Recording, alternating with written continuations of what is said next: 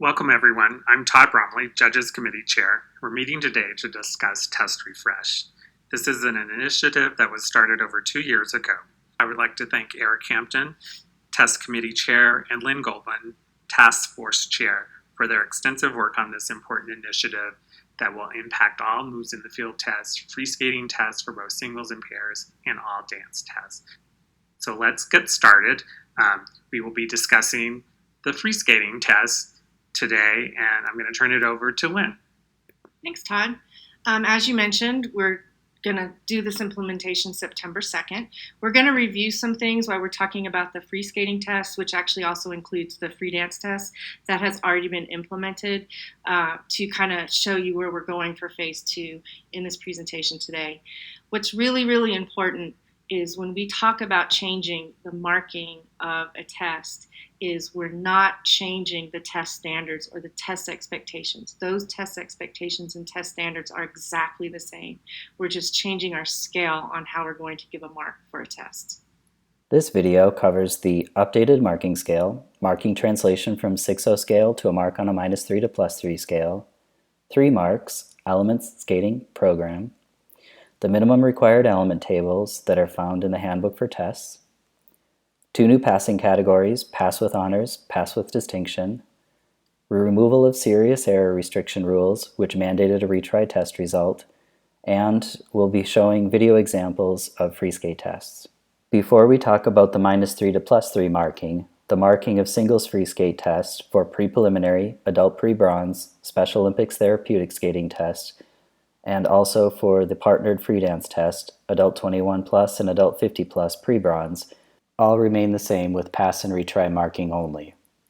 The marking of pair and solo free dance tests do not include tests with pass and retry marking only. So here's our new scale that we're going to use. Instead of the 6.0 scale, we're going to use 0 up to +3 and -3. But what we need to do is we need to define points and understand what each of those levels mean. So we've created the passing average, which is 0. If a test is above average, that would be a +1. If it's clearly above, that would be a +2. And maybe even above that, considering that might be more than one test higher, that would be a +3. Also, conversely, a test that's below passing would be a -1, clearly below a -2, and significantly below a -3. Now that Lynn has explained our new marking scale, we need to look at how the test levels are linked together. To do this, we will be looking at the marking equivalency between test levels, where a mark of +3 is equivalent to a mark of 0 at one test level above. By marking a +3, a judge communicates that the skater performed at the passing standard of one test level or more above. We will be moving from 2 marks to 3 marks for singles free skate, pair, free dance, partnered and solo tests, with technical merit divided into separate marks for elements and skating and presentation equivalent to program. For the 3 marks, element, skating, program, we are highlighting the mark for skating to show its importance and provide clear feedback. Marking is always relative to test level expectation and to the passing average for each level. Elements, composite of difficulty and quality of all elements, skating, quality of the skating performed, program, quality of the program performed. Because the element mark is the composite of difficulty and quality, it is important to know the minimum required element difficulty for each test level. Included in the handbook for tests, minimum required test elements are presented in a table format. This provides an overall view across all test levels. The following slides are a brief look at the minimum required test element tables. Singles free skate test, standard candidate, and adult. The pair tests for standard candidate and adult. The partnered free dance test for standard candidate and adult. And for solo free dance, and this is for all candidates, standard, adult 21 plus, and adult 50 plus candidates. This slide shows that the updated -3 to +3 marking is in the same location on the free skate test forms, last updated November of 2017. To zoom in to look at marking equivalency, for this marking example of a pre-juvenile free skate test, The skater excelled in jump and spin elements, but not quite to the next level up, juvenile free skate test, while the skating and program were right at pre-juvenile level. On the left, marking on the 6-0 scale, technical merit 2.9, and on the right, for elements, +2, clearly above, skating 0, passing average. On the left, presentation mark 2.7, on the right, program 0, passing average. The total on the left, 5.6, pass. The total on the right, +2, pass. This slide shows marking examples of pass, pass with honors, pass with distinction. If skaters place emphasis not only on their elements, but also on skating skills and program, there is the potential to be recognized for passing with honors or passing with distinction. As a reskate reminder, a reskate may only be requested if warranted in order to mark a test as pass, and not as pass with honors or pass with distinction. A reminder about deductions. Deductions are retained in the rules and are only applied for violations of program duration and illegal elements and movements. These are according to the rules for the following test disciplines: singles free skate, pair, free dance, partnered, and solo. The penalty to be applied has been updated from -0.1 to -1 per each. The associated rules are included on the test forms for reference. So, does the skater have the concept? If there was error, was it major, or did they have an oops moment? Test result is the composite of what was performed to determine if the skater is ready to move on to the next level. And judges are not required by rules to reskate elements that are not necessary to reskate. This page is included in the handbook for tests. It is a reminder about composite judging, taking into account quality, difficulty, and error. A test result is not based solely on the presence or absence of error. Rather, it is the composite of the skater's development and understanding of the concepts, difficulty relative to test level requirements, quality of execution and performance relative to test level expectation, and, as a final check, is the skater ready to move on to the next level? So let's dive into some examples of free skating tests. I don't have any examples of free dance tests, but the concept is the same. So as you're familiar with the test sheets, these came out last year. Everybody has been using them, and they're really not going to change that much once we move to the new system. So reminding everybody what we did last year, we aligned our program, our test requirements to meet the well-balanced program requirements, and we updated our forms. So when we aligned our well-balanced test with our well-balanced program for competition with our test, we also made it simpler for people to find the requirements in the rule book. The rule book used to have, for example, this is a pre-juvenile well-balanced program for the competition, and on another page you'd have the well-balanced, or you'd have the test requirements for the pre-juvenile test. What we've done is just combine them, and you should be familiar with this now. These are in our current rule book. On the pre-preliminary test, we had to add some elements from the test to make them match the well-balanced program requirements. So we added a spin, we added a step sequence. And as you know, the pre-preliminary tests can do the program in isolation. They can do it with music or without music. So if you're at a test session, Todd, let's have you give the example. You're at a test session, a pre-preliminary skater comes out, does a program, and does not do a spin or a step sequence. What would you do with that? Well, according to our rules, we are able to ask for 2 reskates in a free skating test. So if at this pre-preliminary level, these 2 elements were missing, we would call the skater over, the judge in charge, and have a quick discussion with the skater, just letting them know that we needed to see 1 additional spin and 1 half-eye step sequence. And being the judge in charge, it would be okay to guide the skater into letting them know, hey, we just need to see a sit spin, or we just need to see a step pattern. How about doing a mohawk 3-turn bracket, bunny hop lunge, something like that, kind of giving them an idea of what we need to see since it hasn't been choreographed in the program. Then obviously the skater would have an opportunity to go over and speak with their coach and determine exactly how they wanted to proceed and which element, what spin they wanted to do, and what step sequence that they could do. But I simply would not fail a test with those 2 things missing without having the skater do a reskate for for us. So you wouldn't consider that an automatic retry if they didn't have those elements in there? I would not. So maybe if you ask them to do the step sequence, you're talking about pre-preliminary, so I think it's a really good idea that you're telling them, well, can you demonstrate some steps and turns for me in a half a line? That sounds like a really good idea. But then if they don't do it or they don't do it well, that's when the judge can decide whether it's passing or not on a composite of the whole test. Yeah, okay. That is correct. I like that a lot. And we're doing everything we can. This rule came into effect last year. We do know that some coaches are not putting these elements in the tests, and it's really unfair to the skater to automatically not give them the opportunity to do that if it's missing. That is correct, because we want to keep in our mind front and foremost the development of the athlete, and so that's what these tests are designed to do, and we certainly don't want to penalize the skater for something that the coach didn't understand or read or recognize in the current rule book. Correct. That's a really good explanation. So also, again, November 1st last year, we talked about recommended and required jumps, and some levels are very specific on the jumps and spins that you need to do on a test, and others have additional jump elements, which may include any listed jump, which may be any double, triple, or quad jump if they want, and it could be the same that's already performed.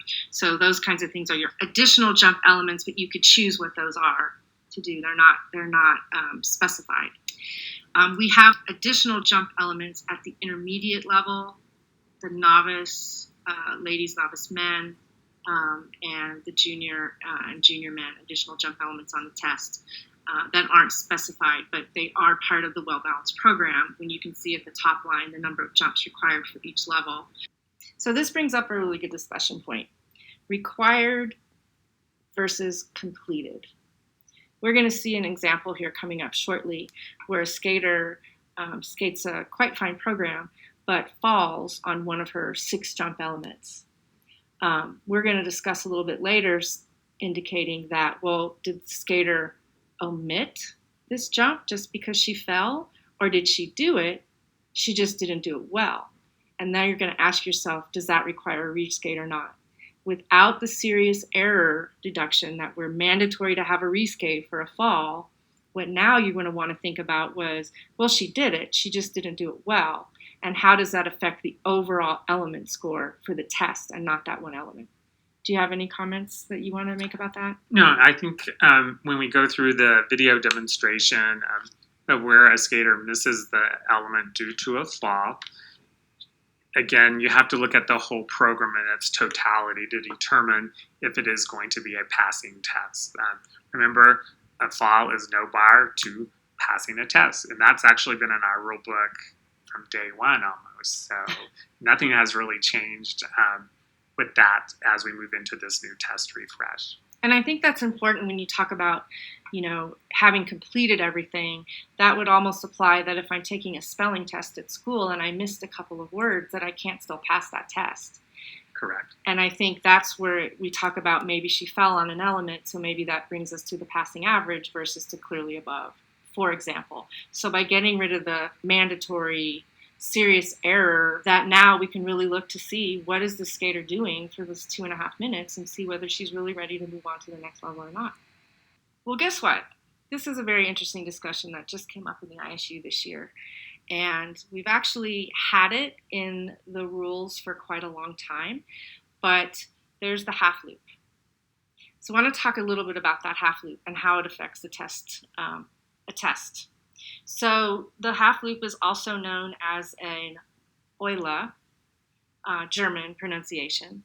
The half loop to me is kind of weird because it's almost misnomenclature. A half loop really is a full revolution jump, right, Todd? I mean, the only difference is instead of landing on a back outside edge, you land on a back inside edge. Correct. But you still have to rotate one time. So I don't know. Why is it called a half loop? Do you know? I don't know. I have no idea. So we put in the rule book the definition of a half loop or an Euler, and it's on page 211. And it says an Euler becomes a listed jump, which means a full revolution, when it's used in combination between 2 jumps. So what does that mean? Now, we all know that we have to do a combination on a test. And probably the best example of the use of a half loop is the axle half loop double sow. Prior to IJS, we did call this a sequence.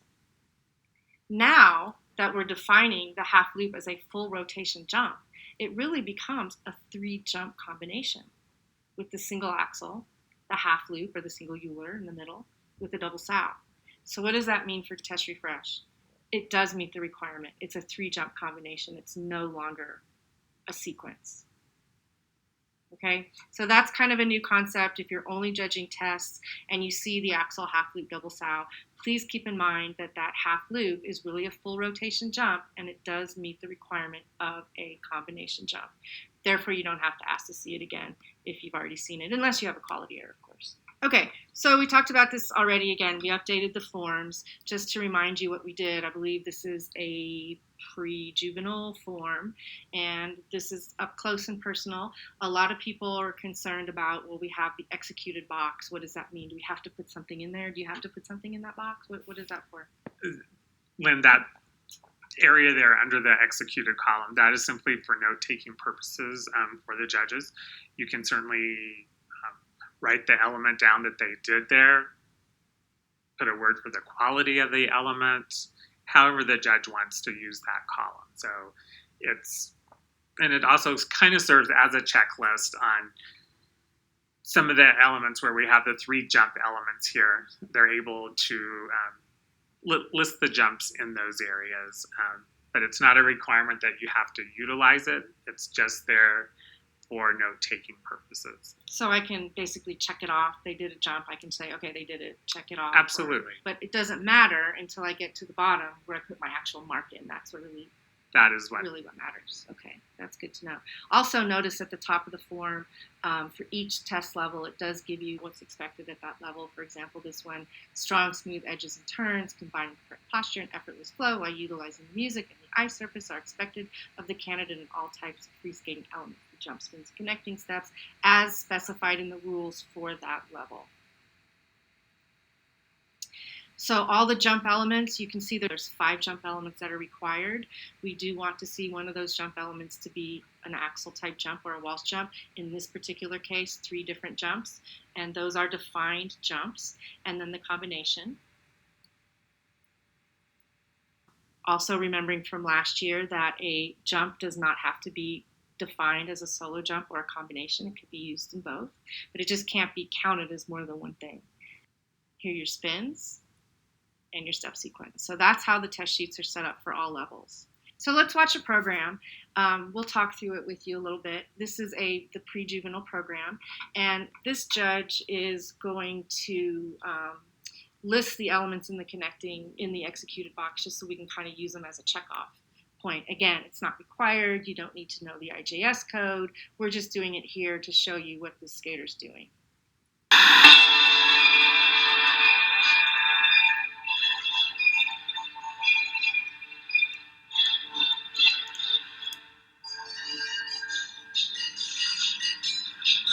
Single axle, only required to do Walsh jumps to use a single axle. So that's higher quality, right? Correct.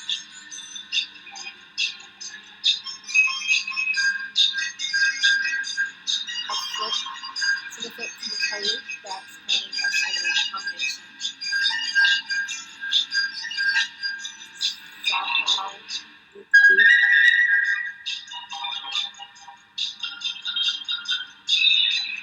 This looks like a combination spin. So I need 6 revolutions. This is clearly a different time.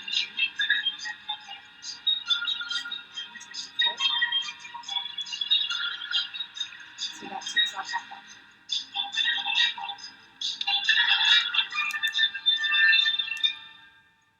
Single Lutz, one for other 3 different jumps.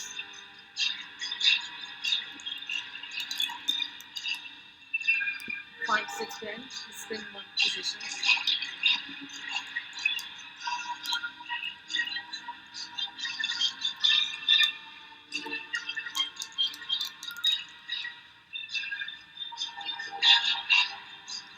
Single slip, another little blue color jump on it.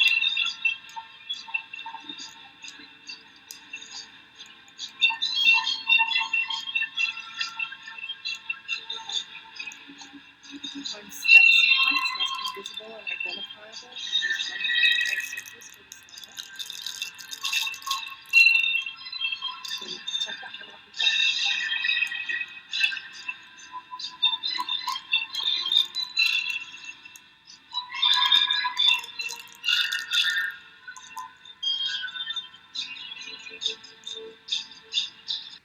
So that completed her program, and we can see that she executed everything that was required. So remember, jumps may be performed as a solo or part of a combination or step sequence, jump sequence, but they can't be counted more than once. So the first combination she did was the single flip, single toe. So that counted as her combination. The next element she did was the single sow, single loop, single loop. We put it up in the 3 different jump checkbox because that up there doesn't mean combination or not. It just says that she has to complete one single loop, and she did. It happened to be in combination, but she completed it there. She also completed a Lutz and a flip, so she met all those requirements there. There's the single loop. Even though it was done in combination, it counted as her single loop that she needed to do. So this is the order that the skater did these elements. What happens if they did them in a different order? So she first did her single axel. That ticks off that box. Then she did the single sow, single loop, single loop. That would count as a combination. Obviously, it's a combination. The next thing she does is a flip toe. Combination, but counts as another jump box for that required element. That counted as her single flip. Then she does a single Lutz, and she does another single flip. We need 3 different jumps. One of them has to be a loop, one of them has to be a flip, and one of them has to be a Lutz. So clearly, she's got 2 flips up there in that category, so we need to move one of those around. So to make this work for the skater, one of those flips could be done in combination. So if we flip-flop those 2 jump elements, we can see how that meets the requirements. It wasn't that she was short a loop, because she did it in combination, or she had 2 flips. We just count the flips as both as a jump by itself. So this is where we ended up before, and this clearly meets the requirement. Let's look at another program. This still is the pre-juvenile, and let's think about how you look at a program and how you're making a mark in your head. Remember, we're going to come up with 3 marks. One for the composite of the element, one for her skating skills, the composite of the whole program of skating skills, and one for the program, and you can consider that to be like a presentation mark, for example. And for the passing average here in this test, for pre-juvenile, as per the rulebook, the fundamentals of the free skating test must be demonstrated, although not necessarily mastered. We want good edges, flow, power, extension, and posture, which are requirement for all the elements, which includes the jumps, the spin, and the connecting moves. And the program should utilize the ice surface and demonstrate some relationship with the music. That would identify the passing standard, or a 0 for the pre-juvenile test. And remember our scale, above +1, clearly above +2. If it's higher, if you feel like she's ready for juvenile, then you're at a +3. And conversely, below passing standard, a -1, clearly below -2, and below 3. What you're going to see as this program goes on is how you're going to gradate your marks. How am I going to come up with 1 mark when I'm done? It's really what we're doing now, though, isn't it, Todd? It is. Okay, so let's take a look at what we got here.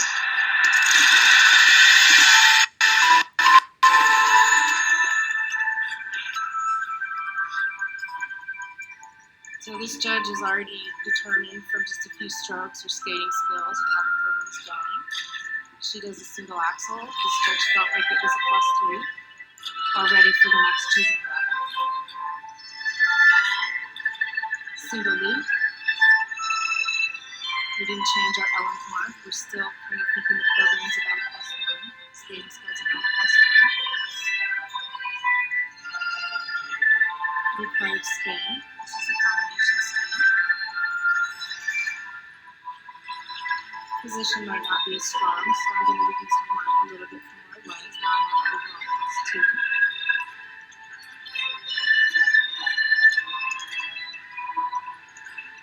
Step sequence.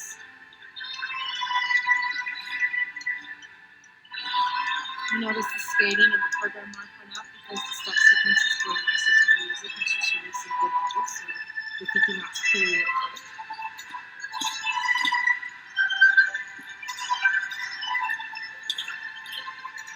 stick jump.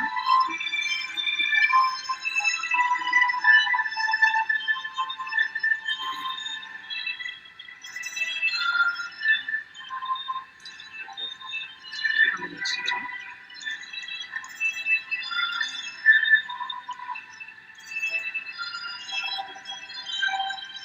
The judge feels like at this point the program is a little less than it was, a little above average still, but not clearly above, so you can see that it is there. Another element.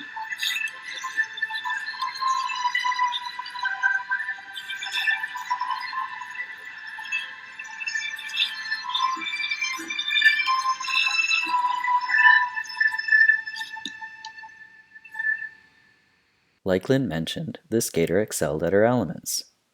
She executed a single axel, which is not required at the pre-juvenile level, but at one level higher. Her elements +3. For skating, knee ankle action very good for this level, yet the acceleration and speed was not quite at the juvenile test level, clearly above for pre-juvenile +2. For program, skater was well in time with the music, however there were a few breaks in the program to set up for a few of the jump elements. Still above passing average for pre-juvenile +1. You total up the marks for 6 and circle the result for honors. The skater is ready to move on to the next level, juvenile, and is clearly above the pre-juvenile level test expectation. And now we can recognize the skater for passing the pre-juvenile test with honors. So now let's move on to another one. This is going to demonstrate where a skater skates above the test level expectation or requirement for a certain level. So we're going to look at an intermediate program. In an intermediate program, we have strong, smooth edges and turns combined with correct posture, effortless flow while utilizing the music and the eye service that's expected of the candidate for all their elements in this intermediate. What's required for the intermediate, you see in the middle, is a single axel, a double jump, and 3 other single jumps, and a combination with at least a double jump and 1 single, and 2 spins and 2 steps. 1 step, excuse me. If the skater does not meet requirements, it's because perhaps they did no double jumps, and so that would be clearly not according to the intermediate requirement. So that would be more like the juvenile level, so you would probably not pass that test. But if the skater does a single axel, 3 doubles, and a double-double combination, you can see that if they've done well, that's going to be clearly higher than just your basic intermediate test. So let's look at this program. Remember our scale. 0 is the passing average, above, clearly above, novice level or above, or below, clearly below or significantly below.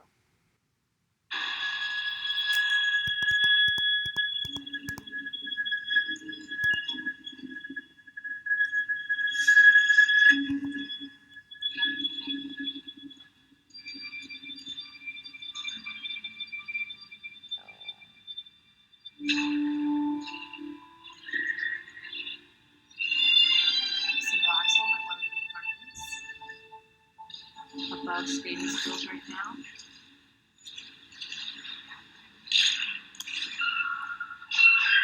That's her double single combination. She chose to do single double ups, which is a little above, I think quite a bit above passing. So she's up to +3. Okay, so that's one of her, she had to do another double jump. She followed double jump. She didn't omit it. She just didn't do it well, but it's not missing. You see how the element mark went back down to 0 because we reduced by 3.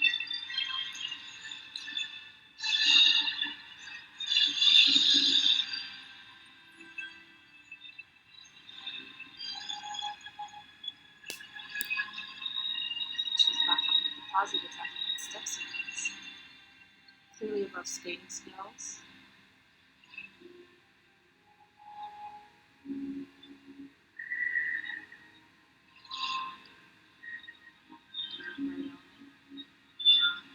This judge felt like this one just met the passing average, so we got down to a 0.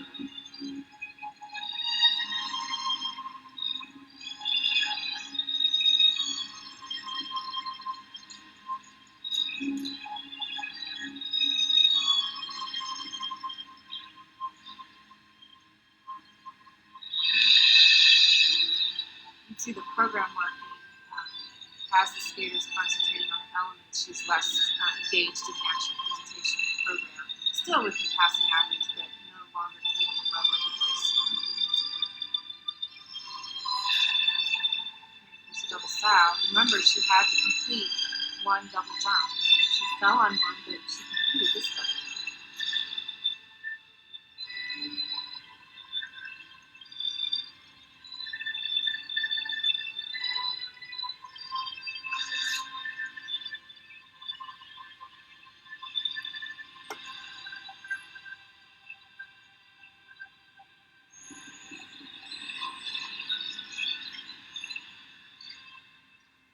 So the end of this program, you'll see the elements. We're still in an above passing average at a +1, but she had a fall on one of her required jumps. Remember, a fall is not it's a serious error. We reduced at the time, but do we need to do a reskate for this? Did she omit that double jump? What do you think, Todd? Lynn, in my opinion, she did not omit the jump. She did complete a double toe. However, she fell on it. But in looking at the totality of the program and the elements that were completed, as a judge, I would not need to see a reskate on that double toe because I felt all of the other elements were at the passing average or above. And your element score is at a +1 here. So Correct. if she did another solo jump, she's already passing it. So if you ask for another solo jump and she falls, you would have to reduce and you might not be passing anymore. That is correct. So that's something that you have to take into account. Now, I know as judges, we like to use our check boxes and we like to make sure that everything is completed. So in this particular case, this judging panel did ask to see another jump. Didn't have to be a double. She already completed the jump. They just needed another single. So there she did a fifth jump. So again, that met the requirement as well. Personally, I would not have asked for a reskate as well, for the same reason that you stated, but certainly you can. And one of the things I just wanted to bring up in regards to asking for the reskate, if the skater is already passing the test and there is an error or you feel that the skater could do something better and they're already passing the test, you cannot ask for a reskate in order to move the skater up to passing with honors or passing with distinction. That has to be done on the first try without any reskates. That's a really, really good point to think about. So back to this example, so based on the intermediate, we see that she did the single axel, she did a double sow, which completed her double. You see then there's some additional jumps. She did a single loop and a single Lutz. And where that box is blank, where that error is showing, well, yeah, she did a double toe there, but she fell. It doesn't mean the box is blank. She did it. She just didn't do it well. So the box isn't empty. It wasn't omitted. It just wasn't completed. However, she only has to complete one double jump. She did that, and that's why we didn't ask for a reskate. See how this is another example of how you can use the boxes in your notation. Correct. You know, I like how on the spins they had was a camel sit, maybe they changed feet, an upright spin, they went around 11 times on one foot and 12 times on the other foot. So whatever the judge wants to do, that's where you're going to mark. And so I think we came up with this score of a +1 for elements, a +2 for skating, and passing right on standard for a 0. So adding it up, a 1, 2. So we're at a +3 for this test, passing. Okay, that's good. So if you have any questions, here's how to get in touch with us. Eric, again, the chair of the test committee. Todd, the chair of the judges committee, and myself. If you have any questions, you know how to get us. Please feel free to contact us. And thank you very much for attending. Thank you. Everyone have a good day. Please remember that the new test sheets will be available September 2nd. Please, if you're judging a test session in September, please look at these sheets before you go to a test session so you're not surprised. Remember the scale, passing average, above, clearly above, one test above, or below, clearly below, or significantly below on that +3, -3 scale. And I just wanted to remind everybody as well that this is just one module that is being sent out via webinar. This module covers free skating, which would be applicable to singles and pairs, and third module that covers the dance portions.